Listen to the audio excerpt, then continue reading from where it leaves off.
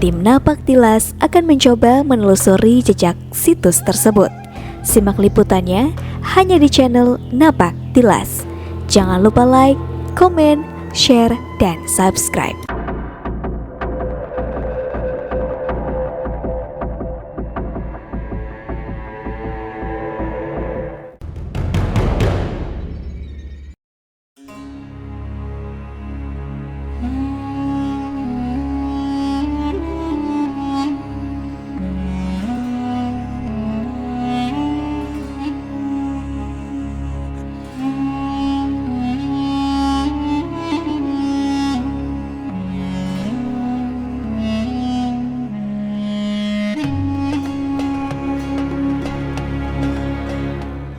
Tercatat juga di tahun 1955 beliau aktif di Partai NU dan ikut mendirikannya dan sebagai pengurus pusat Partai NU. Tahun 60 beliau juga dicatat sebagai pengurus Jatman bagian Mustafad. Kemudian di tahun 55 beliau baru mau pulang ke tanah kelahiran. Dan akhirnya beliau ikut mendirikan pendidikan ya, yang dari mulai awalnya adalah masih tanah, kemudian dibangunkan bangunan dari bambu.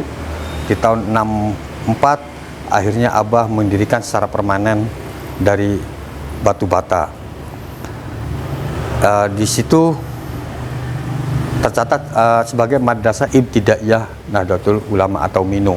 Tahun 1972 beliau meninggal, namun oleh anak cucunya dilanjutkan untuk mendirikan lembaga yang namanya Madrasah Sanawiyah Sabilul Halim.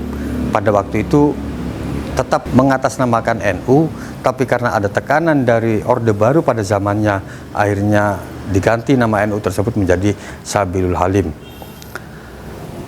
Beliau wafat di tahun 1972 di saat beliau membaca kitab.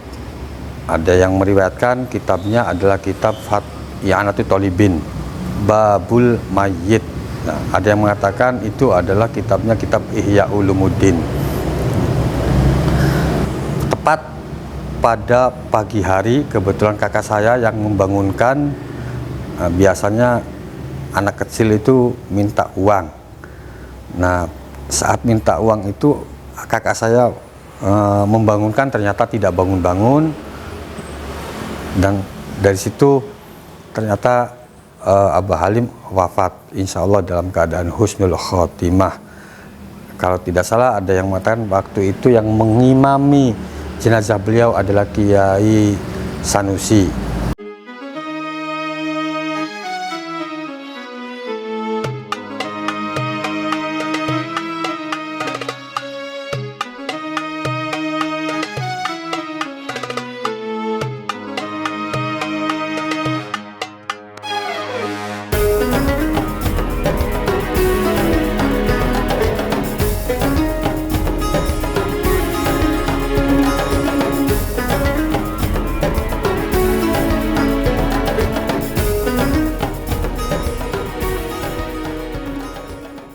Kesederhanaannya beliau itu sangat menonjol sekali.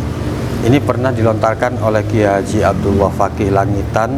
Beliau bercerita bahwa tidak bisa membedakan ketika Kiai Haji Abdul Halim datang ke sebuah muktamar, itu tidak bisa membedakan mana kiai mana peserta muktamar karena beliau selalu duduk di belakang. Terus ketika menjadi anggota MPRS, beliau tidak pernah memakai celana. Jadi selama itu beliau memakai sarung, dan hanya dua kiai yang tidak bisa memakai celana, yaitu Kiai Wahabasullah dan Kiai Haji Abdul Halim.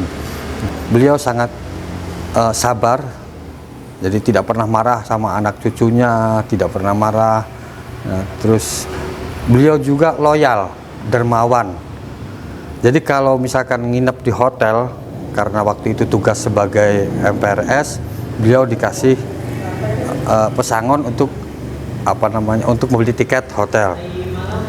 Namun beliau uangnya tidak pernah dibayarkan untuk hotel, tapi beliau malah tidur di musola dan uangnya dihabiskan untuk orang-orang lemah atau orang-orang duafa, tukang beca dan sebagainya di sekitar musola itu beliau kasih gitu. Dan uangnya dihabiskan untuk itu. Ya, kesederhanaan beliau, orang pribumi sendiri itu tidak tahu kalau misalkan Ki Haji Abdul Halim itu adalah sosok sebagai pendiri NU karena saking sederhananya beliau.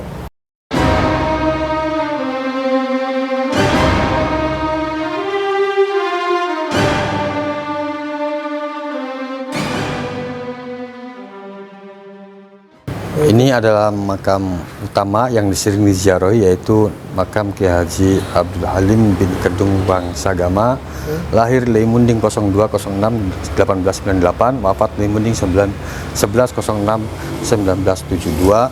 Ini adalah menantu dari beliau, namanya Ibu Uun Urfia. Kemudian sebelum beliau meninggal, beliau sudah menguburkan cucunya yang bernama Ahmad. Itu pada tahun 63. Jadi Abah Halim memberikan isyarat bahwa beliau akan dikuburkan di sini.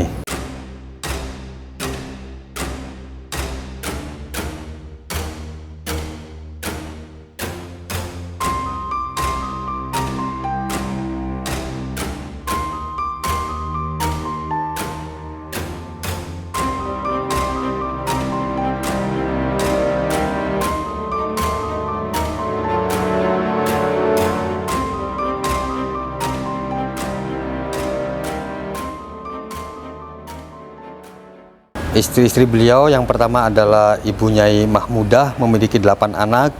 Kemudian istri kedua itu adalah Ibu Siti Nur, memiliki 1 anak. Terus istri ketiga itu Ibu Nyai Konaah, memiliki 9 anak. Ya, kalau di sini itu totalnya 6. Istri keempat adalah Nyai Sidik, memiliki 1 anak. Salah satu di antara wasiatnya terhadap ibu saya itu adalah jangan sampai ada bangunan di atas kuburan beliau. Itu saya tidak tahu artinya apa, mananya apa itu. Jadi keinginan beliau memang ingin terbuka, ya kena hujan, kena panas dan sebagainya. Alhamdulillah seluruh Indonesia. Jadi kebetulan kemarin ada acara Kongres Perguno itu, seluruh Nusantara hadir dan mereka semuanya ikut berziarah di Makbarah ini. Dari mulai Sabang sampai Merauke, karena Perguno itu sudah memiliki cabang di mana-mana itu. Ya.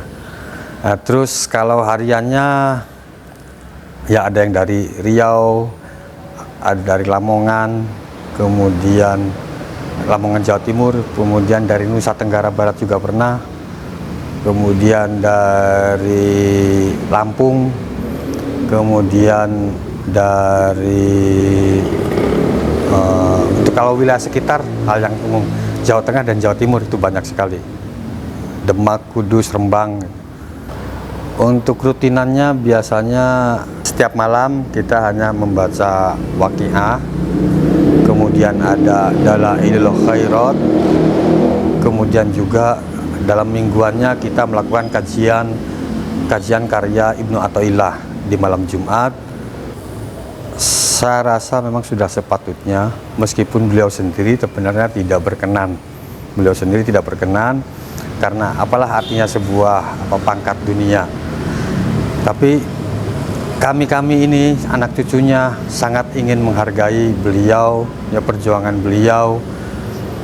Akhirnya punya inisiatif, dan inisiatif ini datang dari luar keluarga.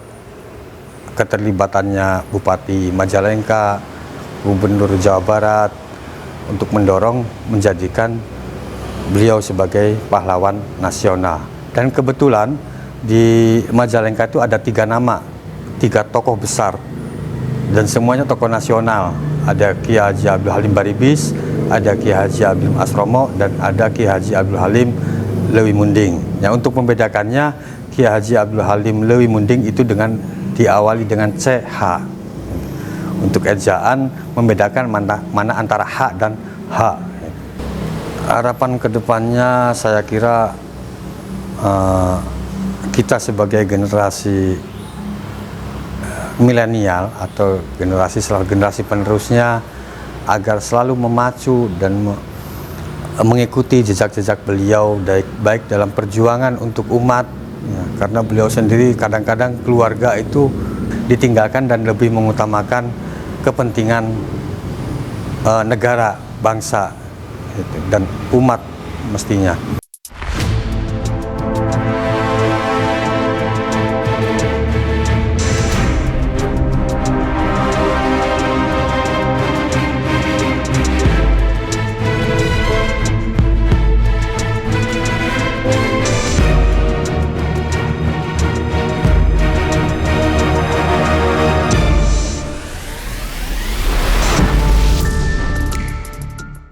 Ada tamu dari Bandung, namanya Kang Dias. Beliau adalah anak buah daripada Agus Sunyoto waktu itu. Jadi datang ke sini dan beliau sempat ada komunikasi dengan Abah Halim ya, untuk mampir ke rumah beliau. Akhirnya Kang Dias bingung, ini rumahnya di mana? Tanya-tanya, ternyata dipertemukan dengan, kebetulan ketemu dengan saya. Dan itu juga ada Kiai Alvin, ada Kiai itu yang dari Gresik, saya juga lupa, semacam itu. Terus ada Kang, saya waktu di sini duduk, tiba-tiba ada orang datang, terus mendekat ke makbaroh. Beliau salam, kemudian berdoa sebentar. Saran Abah Halimnya malah, itu temenin dulu Pak Aang untuk ngopi, lebih baik ngobrol aja di sana. Akhirnya gak sempet ziarah, duduk di sini aja ngobrol. Juga yang dari Sumber juga pernah semacam itu, datang ke sini. Beliau salam hormat di depan kuburan, beliau sempat komunikasi.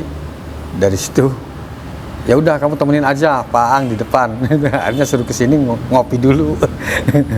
Itu kejadian siang malam? Malam, rata-rata malam. Jadi saya pernah mendengarkan cerita bahwa putra beliau ada yang pernah komunikasi.